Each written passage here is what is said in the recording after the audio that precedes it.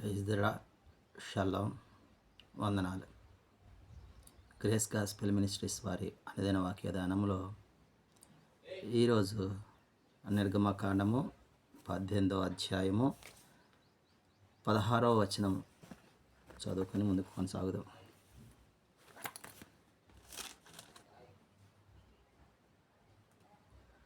వారికి వ్యాజ్యం ఏదైనా కలిగిన ఎడల నా యొద్దకు వచ్చెదరు. నేను వారి విషయము న్యాయము తీర్చి దేవుని కట్టడలను ఆయన ధర్మశాస్త్ర విధులను వారికి తెలుపుతున్నానని తమ మామతో చెప్పాను. ప్రియమైన సహోదరి సహోదరులారా, మనము ఈ అధ్యాయంలో మోషే గారు ఐగుప్తు నుంచి ఇజ్రాయేలును విడిపించి వారిని నడిపిస్తున్న సందర్భంలో ఆత్మస్వరూపి అయిన ఎలోహిం వారు వారి ఎడల అనేక అద్భుత కార్యములు, ఆశ్చర్య కార్యములు జరిగించాడని పరదేశిగా ఉన్నటువంటి మోషేకు దూరంగా ఉన్నటువంటి తన మామ ఇత్రో విని చాలా సంతోషించి వారి దగ్గర ఉన్నటువంటి మోషే గారి భార్య సిప్పోరాను, మరి మోషే గారి కుమారులు ఇద్దరు పేర్లు, ఒకటి గెర్షోము ఎందుకు పెట్టారంటే అన్య దేశంలో పరదేశిని అనుకొని ఆ బిడ్డకు గెర్షోము అని పేరు పెట్టినట్టుగా ఉన్నది.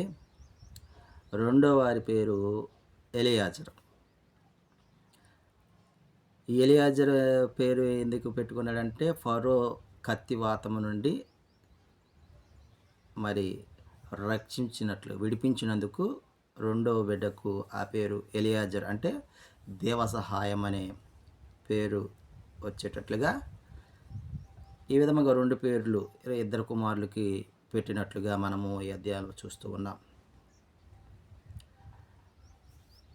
మామ ఇత్రో, భార్య సిప్పోరా, కుమారులు గెర్షోము, ఎలియాజర్ వీరందరూ కలిసి తిరిగి దేవుని పర్వతమైన పర్వతం దగ్గర ఉన్నటువంటి మోషే గారి వద్దకు వచ్చినప్పుడు మోషే గారు వారి మామను ఆలింగనం చేసుకొని ప్రేమ చూపుతూ జరిగిన సంఘటనలను, ఇజ్రాయేలులో జరిగిన ఎడల ఆత్మస్వరూపి అయిన ఎలోహిం వారు చేసినటువంటి అద్భుతములను, ఆశ్చర్యములను ఆయనకు వివరించగా ఆయన సంతోషించినట్లుగా మనము ఇక్కడ చూస్తూ ఉన్నాం. ఆ సమయంలో అనేక మంది ప్రజలు మోషే వారి వద్దకు వచ్చినప్పుడు బారులు తీరి ఉదయం నుంచి సాయంకాలం వరకు మోషే గారి వద్ద ఆ ప్రజలు నిలబడి ఉండగా ఆయన చేసినటువంటి ఆ పనులు ఇత్రో గారు చూసి, ఎందుకు ఉదయం నుంచి సాయంత్రం వరకు ఈ ప్రజలను యొద్ద ఉంటున్నారంటే ఆ సందర్భంలో మోషే గారు చెప్పినటువంటి మాట ఈ యొక్క మనం చదువుకున్నటువంటి లేఖనం మరి ఒకసారి చదువుకున్నాం. మోషే దేవుని తీర్పు తెలుసుకొనుటకు ప్రజలు నా యొద్దకు వచ్చెదరు. వారికి వ్యాజ్యం ఏదైనా కలిగిన ఎడల నా యొద్దకు వచ్చెదరు. నేను వారి విషయము న్యాయము తీర్చి దేవుని కట్టలను ఆయన ధర్మశాస్త్ర విధులను వారికి తెలుపుచున్నాను అని ఇత్రో గారితో చెప్తావట. ప్రియమైన సహోదరి సహోదరులారా, సేవకులుగా బోధకులుగా అన్నటువంటి మనము వారికి ఏదైనా తీర్పు తీర్చే విషయంలో, వారికి ఏదైనా తెలియని విషయము మనము వాక్యము ద్వారా, ఆజ్ఞల ద్వారా, ధర్మశాస్త్రము ద్వారా వారికి తెలియజేసే విధముగా మనం ఉండాలని లేఖన భాగం సెలవిస్తుంది. అక్కడ మోషే గారు వారికి తెలియని విషయాలను తెలియజెప్పేవారుగా ఉన్నారు. వారిని చక్కదిద్దే విధంగా ఉన్నారు. వ్యాజ్యములు ఏదైనా ఉంటే వాటిని తీర్చేవారే ఉన్నారు. సేవకులుగా, బోధకులుగా, సహోదరులుగా ఉన్నటువంటి మనము కూడా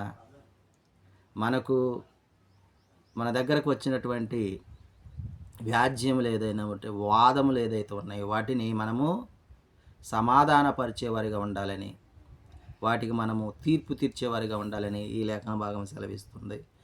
ఈ లేఖన భాగం ద్వారా మనం తెలుసుకుంటున్నాం. కాబట్టి ఎలోహిం యొక్క జ్ఞానమును మనము కలిగి సత్యమును న్యాయమును అనుసరించి తీర్పులు తీర్చే విధంగా, మరి న్యాయము తీర్చే విధముగా, న్యాయ తీర్పులు తీర్చే విధంగా హషేం వారికి, దేవునికి ఎలోహింకి మహిమ కలుగులాగన ఆ తీర్పులు వెలువరించే విధానం కానీ, న్యాయం తీర్చే విధానం కానీ మరి ఉండాలని, అటు విధముగా మనల్ని బలపరిచి స్థిరపరిచి మరి తండ్రి ఆయత్తపరచునుగాక. ఆమేన్.